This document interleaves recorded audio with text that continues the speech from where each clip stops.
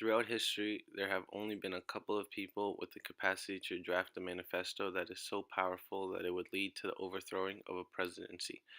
José Bustamante Rivero is one of these people capable of influencing a military coup through the art of writing. He was born on January 15, 1894, in Arequipa, Peru. He was interested in science and math, but ultimately his father's profession is what influenced his career. After attending high school, he went on to obtain his law degree from Arequipa University. His drive and passion for law did not stop there, as he went on to obtain his PhD from the University of Cusco. Although he was passionate about law, his interest in politics also grew throughout the years. Bustamante quickly rose to fame as the author of a document so powerful that it led to the overthrowing of the president at the time.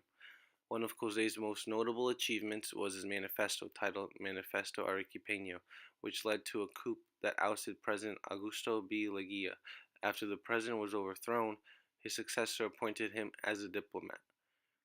He continued his rise in politics by representing Peru as the Peruvian minister to Bolivia between 1934 and 1938, and 1942 to 1945, in Uruguay from 1939 to 1942. At the pinnacle of his political career, he ran for president in 1945 and comfortably won the elections. As president of Peru, he did not waste a day in office. In the first 7 days of his presidency, Bustamante restored freedom of the press, civil rights, and liberated all political prisoners. His idea of a democratic government and the suppression of the military was slowly being rolled out. However, his plan was not successful, as a military coup, as a result of economic problems, on October 29, 1948, displaced him of his presidency. His displacement was so severe that he was exiled to Argentina. Unfortunately for Bustamante, he was not allowed back into the country until the next president was elected. When he came back to Peru in 1956, he continued his law degree. In less than a year, after advancing his law career as well, he was inducted into the Peruvian Academy of Language. After only 4 years, he was elected Dean of the School of Lawyers of Lima.